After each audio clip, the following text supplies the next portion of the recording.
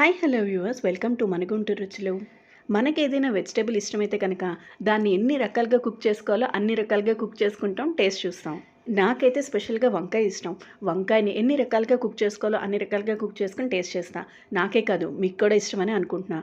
So ఈరోజు నేను మీకు ఒక మంచి కాంబినేషన్తో వంకాయ పచ్చి కొబ్బరి కారం తీసుకొచ్చాను. ఎలా ఉంటుందో మీరే చూడండి. వంకాయే కదా, ఏముందిలే అని మాత్రం అనుకోవద్దు. ఈ వంకాయ పచ్చి కొబ్బరి మనకి బయట క్యాటరింగ్స్‌లో కానీ, హోటల్స్‌లో కానీ అంతెందుకు పెళ్లి భోజనాల్లో కూడా దొరకదు. కేవలం మన ఇంట్లోనే మంచి కాంబినేషన్‌తో చేసుకోవచ్చు.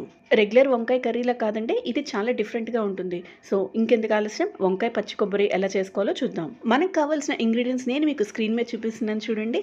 ఒక అరకిలో లేత వంకాయలు ఇలా నేను చూపిస్తున్న విధంగా పొడవు ముక్కలుగా కట్ చేసుకోవాలి. అలాగే ఒక అరచెక్క లేత కొబ్బరి, ఒక 5, 6 పచ్చిమిరపకాయలు, అలాగే ఒక 1 ఇంచ్ అల్లం ముక్క అయితే సరిపోతుంది. వంకాయల్ని నేను చూపిస్తున్న విధంగా పొడవు ముక్కలుగా కట్ చేసుకోవాలి.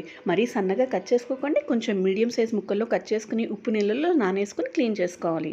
కడాయి పెట్టుకుని అందులో 4, 5 స్పూన్ల ఆయిల్ వేసుకోవాలి. ఆయిల్ కూడా కొంచెం హీట్ అయిన తర్వాత తాలింపు దినుసులు వేసుకుని అవి దోరగా వేగనివ్వాలి. తాలింపు దినుసులు కూడా వేగిన తర్వాత ఒక పెద్ద సైజ్ ఉల్లిపాయ నేను చూపిస్తున్న విధంగా మీడియం సైజ్ ముక్కలుగా కట్ చేసుకుని వేయించుకోవాలి. ఉల్లిపాయ తొందరగా వేగడానికి ఒక హాఫ్ స్పూన్ సాల్ట్ వేసుకుని బాగా కలిసేలాగా కలుపుకోండి. మనకి ఉల్లిపాయ వేగడానికి ఒక 5 మినిట్స్ టైం పడుతుంది.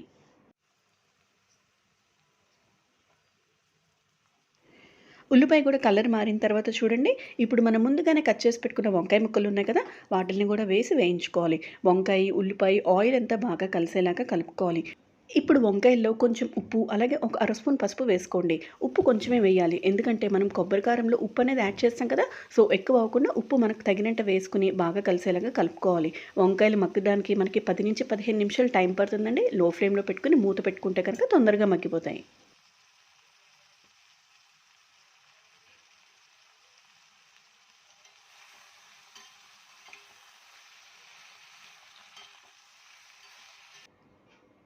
10, 15 నిమిషాల తర్వాత చూడండి, మూత తీసి చూస్తే కనుక వంకాయలు బాగా మగ్గాయి కదా.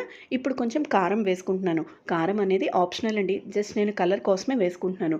ఎందుకంటే కొబ్బరి కారంలో మనం పచ్చిమిర్చి యాడ్ చేస్తాం కదా, ఆ స్పైసీనెస్ సరిపోతుంది. జస్ట్ కొంచెం కలర్ కోసం ఒక అర స్పూన్ కారం వేసుకుంటే బాగుంటుంది. వంకాయలో కారం బాగా కలిసిన తర్వాత చూడండి, కలర్ చాలా బాగుంది కదా. అలాగే ఒక అరగంట సేపు పచ్చిశనగపప్పు నానబెట్టుకున్నాను. ఈ పచ్చిశనగపప్పు వేసుకోవటం అనేది ఆప్షనల్, కానీ నేను వంకాయ కూర చేసినప్పుడల్లా ఈ పచ్చిశనగపప్పు యాడ్ చేస్తాను. మనకి కర్రీలో క్రంచీ క్రంచీగా తగులుతూ చాలా టేస్ట్గా ఉంటుంది. మీకు ఒకవేళ ఇష్టం లేకపోతే కనుక స్కిప్ చేసేయచ్చు. పచ్చిశనగపప్పు కూడా బాగా కలిసేలాగా కలుపుకుని ఒక 5 నిమిషాలు సిమ్లో మూత పెట్టుకుని మగ్గనివ్వాలి. పచ్చిశనగపప్పు, వంకాయ బాగా మగ్గే లోపల కొబ్బరి వేసుకుని కారం చేసుకుందాం. మనకి లేత కొబ్బరి కావాలండి, ఒక అరచెక్క కావాలి. క్లీన్ చేసుకుని ఇలా మిక్సీ జార్లో వేసుకోవాలి. అలాగే మన స్పైసీకి తగ్గట్టు పచ్చిమిరపకాయ వేసుకోవాలి. నేను ఒక 5, 6 పచ్చిమిరపకాయ వేసుకుంటున్నాను. దాంతోపాటు మన టేస్ట్కి తగ్గట్టు సాల్ట్, ఒక అర ఇంచు అల్లం ముక్క, ఒక స్పూన్ జీలకర్ర వేసుకుని మరీ మెత్తగా కాకుండా కోర్స్గా గ్రైండ్ చేసుకోవాలి. నేను చూపిస్తున్న విధంగా కొబ్బరి ఇలా గ్రైండ్ చేసుకుంటే సరిపోతుందండి. ఇప్పుడు వంకాయ పచ్చిశనగపప్పు బాగా మగ్గే ఉంటుంది కదా, ఈ పచ్చి కొబ్బరి కారం మనం వంకాయ కర్రీలో వేసుకొని బాగా కలుపుకోవాలి. ఈ పచ్చి కొబ్బరి కారం ఈ కర్రీలోకే కాదండి, ఎలాంటి కర్రీలో ఎలాంటి ఫ్రైస్లో వేసుకున్నా కూడా చాలా టేస్ట్గా ఉంటుంది. టేస్ట్గానే కాదండి, మనకి డిఫరెంట్ టేస్ట్ అందిస్తుంది. మీరు కూడా తప్పకుండా ట్రై చేయండి.